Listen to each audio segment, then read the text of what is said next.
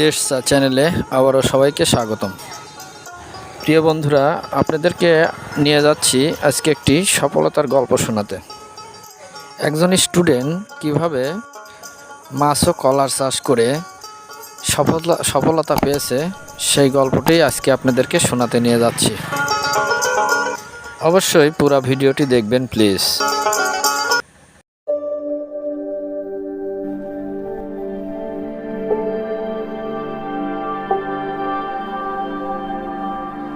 বিলের ভিতরে যে পুকুর কেটে মাছের আবাদ হচ্ছে এবং পাশাপাশি কলার আবাদ হচ্ছে সেটা আমরা দেখানোর চেষ্টা করব। প্রিয় বন্ধুরা, আমরা এই মুহূর্তে চলে এসেছি চিরল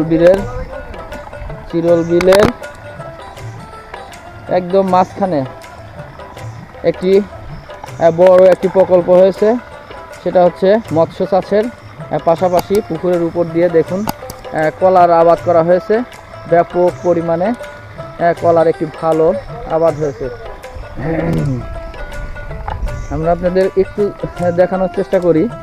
দেখুন, অনেক সুপরিকল্পিতভাবে বাণিজ্যিকভাবে এটা চাষ করা হচ্ছে। দেখুন, আমরা কলাগুলো দেখানোর চেষ্টা করি। দেখুন কি সুন্দর কলা হয়েছে। দেখুন, এত সুন্দর করে সেট করা হয়েছে যে পুকুরের চারপাড় দিয়ে কলার গাছ লাগানো হয়েছে পরিকল্পিতভাবে।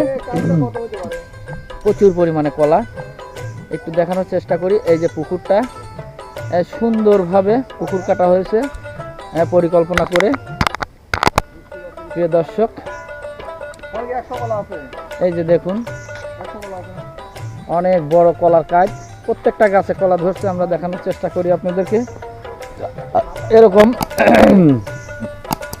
আপনি পরিকল্পনা করে মাঠের মধ্যে এরকম পুকুরের পাড়ে কলার আবাদ করতে পারেন। কারণ আপনারা জানেন, আমি একটু জানিয়ে রাখি প্রিয় দর্শক, যে বর্তমান কলার যে বাজার, বিগত 2-3 বছর থেকে আমরা দেখতে পাচ্ছি ব্যাপক পরিমাণে কলার বাজার। সে কারণে কলার ব্যবসাটা অনেক লাভজনক। এই যে দেখুন, এই পাড় দিয়ে প্রচুর কলার গাছ এবং সুন্দর পরিসরে সুন্দরভাবে লাইন করে লাগানো হয়েছে। এই যে আমি দেখাই, পাশে মাঠ, চারপাশে মাঠ, মাঝখানে এই কলার আবাদ হয়েছে, পুকুর হয়েছে। প্রিয় দর্শক, এইভাবে পরিকল্পনা। লেবুর গাছও আছে, এখানে লেবুর মাঝে মধ্যে লেবুর গাছ লাগানো হয়েছে। এই যে দেখুন, পরিকল্পনা করে কলার গাছের মাঝখান দিয়ে আবার অনেক লেবুর গাছ লাগানো হয়েছে। আপনাদের যাদের জমি জমা আছে, চাকরির পিছনে না দৌড়ায় আপনার জমিগুলোতে পুকুর কেটে এইভাবেই পরিকল্পনা করে আপনি আবাদ করতে পারেন। পাশাপাশি এই যে এমন করে প্ল্যান করে কৃষি অফিসার আছে আমাদের, প্রত্যেকটা উপজেলায় একটি করে কৃষি অফিসার থাকে। তাদের আন্ডারে অনেক আপনাকে সুপরামর্শ দেওয়ার জন্য একটি করে অফিসার থাকে। তাদের সাথে কথা বলে আপনি এমনভাবে প্ল্যান করে পুকুরের পাড় দিয়ে কলা, পেয়ারা গাছ, তারপরে আপনার লেবু গাছ এবং অন্যান্য সবজির আবাদও করতে পারেন পুকুরের পাড় দিয়েই। দেখুন, মাছের আবাদ হয়, সব রকমের মাছ আছে, লুয়ারি, কাতল, আচ্ছা, রুই, সব ধরনের মাছ এখানে না? মাছ কেমন, মানে এই যে আপনার এই অনেক বড় একটা বিলের মধ্যে মাছের আবাদ করতেছে, কতদিন ধরে করতেছে এটা? এটা 5 বছর। 5 বছর। আচ্ছা, এটা কি উনি নিজে করে না লিজ দেওয়া? নিজেই করে না? তো আপনি দীর্ঘদিন আছেন, কেমন ধরনের মাছ কেমন হয়? ভালো, বড় হয় মাছ। তাতে করে কি বেশি? কারণ এক কাঠ কলার দাম আমার মনে হয় যে 500-600 টাকা। হ্যাঁ, তা তো হয়। আর প্রত্যেকটা গাছে কলা দেখছি। আর এই কলাটা কতদিন থাকে? এই গাছটা কতদিন এই অবস্থায় থাকে? কলাটা মনে করেন যে 4 বছর পর্যন্ত ভালোভাবে খাওয়া যায়। 4 বছর? আচ্ছা, 5 বছর তো পড়ছে এখন। এটা কি প্রতি বছরে এক কাঠ করে কলা হয় না বছরে কি তার বেশি আসে? এই এক কাজই আছে, প্রতি বছর একবার করে এক কাঠ করে কলা, মানে 4 বছর। এটি মনে করেন যে শেষ হয়ে যাচ্ছে, হ্যাঁ হ্যাঁ হ্যাঁ, এরপরে থেকে আবার আরেকটা হচ্ছে। আচ্ছা আচ্ছা, বুঝতে পারছি। তার মানে প্রতি বছরে একবার করে এক কাঠ করে কলা আসবেই। তাহলে 4 বছর যদি লাস্টিং করে তাহলে 4 কাঠ কলা দিচ্ছে, 4 কাঠ কলা দিলে 4 7 2400 টাকা একটা গাছ দিচ্ছে। একটা গাছ দিচ্ছে। হ্যাঁ প্রিয় দর্শক, সেই হিসাবে আমরা মনে করতেছি যে কলার ব্যবসাটা আরো মানে লাভজনক। পুকুরের পাশাপাশি কলার গাছ লাগিয়ে এখানে লাভ করতে পারবেন। তো ঠিক আছে ভাই, ভালো থাকবেন। হ্যাঁ আচ্ছা। প্রিয় দর্শক বন্ধুরা, আমরা আপনাদের এখান থেকে রক্ষণাবেক্ষণ করা হয়। এখানে পুকুরের খাদ্যগুলো এখানে রাখা হয় এই ঘরটিতে। এই পুকুর যে রক্ষণাবেক্ষণ করে সেখানেই থাকে এই ঘরটিতে। প্রিয় দর্শক বন্ধুরা দেখুন, এখানে আম গাছও লাগানো হয়েছে, সুন্দর আম আসছে গাছে। তো এখানে বিদ্যুতের সংযোগও আছে এই লাইনটিতে। আপনাকে দেখানোর চেষ্টা করি আপনাদেরকে। এই খামারের উপর দিয়ে বিদ্যুতের লাইন চলে গিয়েছে। আর এই ঘরটিতে মোটরের সুব্যবস্থা আছে। পুকুরগুলিতে এই যে এইভাবে পানি দেওয়ার সিস্টেম চালু আছে। পানি যখনই কমে যাচ্ছে পুকুরে এইভাবে পানি দিয়ে মোটামুটি পানিটা সমতা রাখার চেষ্টা করা হচ্ছে।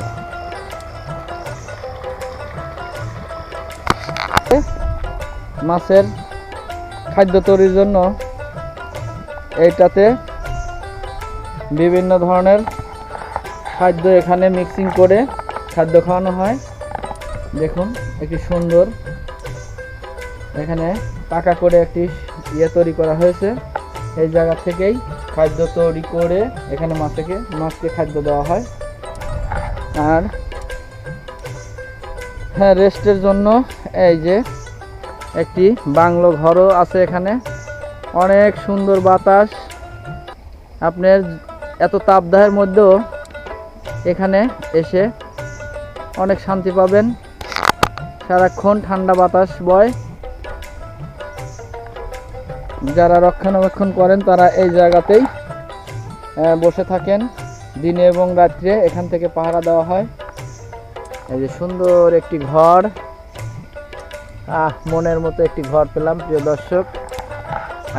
আমার এই সোনের ঘর অনেক সুন্দর লাগে, খুবই ভালো লাগার একটি ঘর।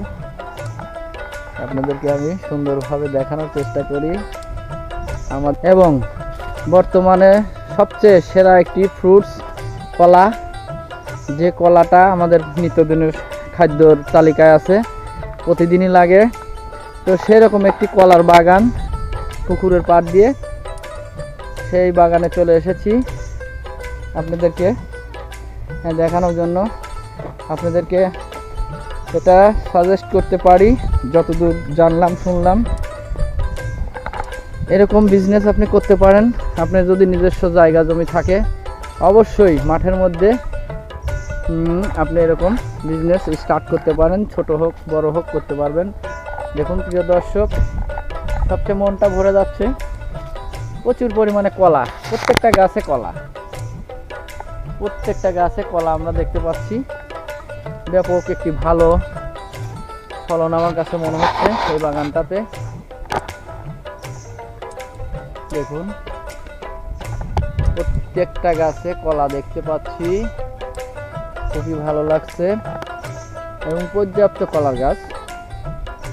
আর প্রিয় দর্শক, আমরা আপনাদেরকে পুকুরটা দেখাই।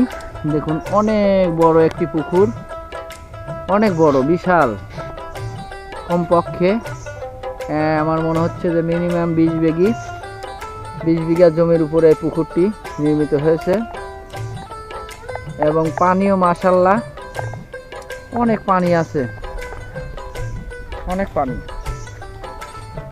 দেখুন পুকুরটার এত সুন্দর পরিষ্কার পরিচ্ছন্ন, আপনি যে কোনো সময় অনায়াসে এখানে গোসলও করতে পারবেন। একদম চকচকা পানি, এত পরিষ্কার পরিচ্ছন্ন পুকুর দেখি নাই। পাড়গুলো আপনি দেখাই, অনেক পরিষ্কার পাড়গুলো।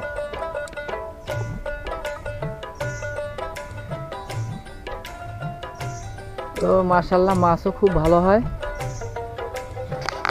এই যে পুকুরের যে খামারগুলো এবং যে কলার বাগান দেখতে পেলে, তাতে দর্শকদের উদ্দেশ্যে দেখে তোমার কাছে কি মনে হয়, এদেরকে কি মেসেজ দিতে পারো? তুমি একজন টিচার হিসাবে তোমার কাছে কেমন মনে হচ্ছে? আলহামদুলিল্লাহ, সবচেয়ে ভালো লাগছে যে একটা মাঠের মধ্যে যেমন ধান চাষ হচ্ছে, তার সাথে আমরা দেখতে পাচ্ছি কয়েকটা বড় বড় পুকুরে মাছ চাষ এবং পুকুর পাড়ে যে লাভজনক ব্যবসা বলা চলে। কৃষকদের কলা চাষটায় তেমন খরচ নাই। এখানে নিত্য নতুনভাবে সার বিষ দিতে হয় না। সাময়িক কিছু পরিচর্যা করলেই এখানে ভালো টাকা আয় করা সম্ভব। আমরা এখানে দেখতে পাচ্ছি যে মাছ চাষের পাশাপাশি যে কলা বাগানটা আছে, এখান থেকে প্রচুর পরিমাণে আয় করা সম্ভব এবং অল্প খরচে।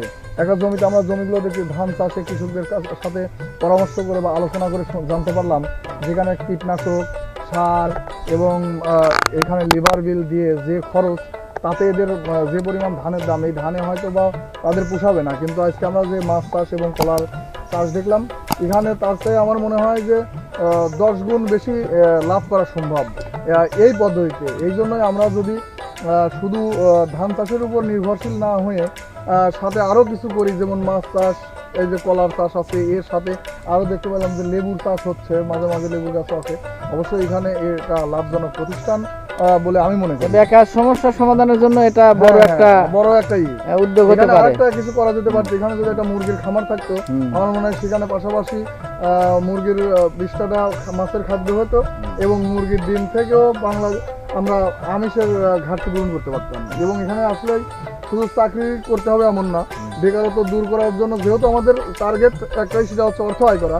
অর্থ শুধু চাকরি দিয়ে নয়, এরকম পাশাপাশি অনেক ব্যবসা বাণিজ্য করেও শিক্ষিত যুব সমাজ অনেক আয় করতে পারে বলে আমার মনে হয়। আসসালামু আলাইকুম।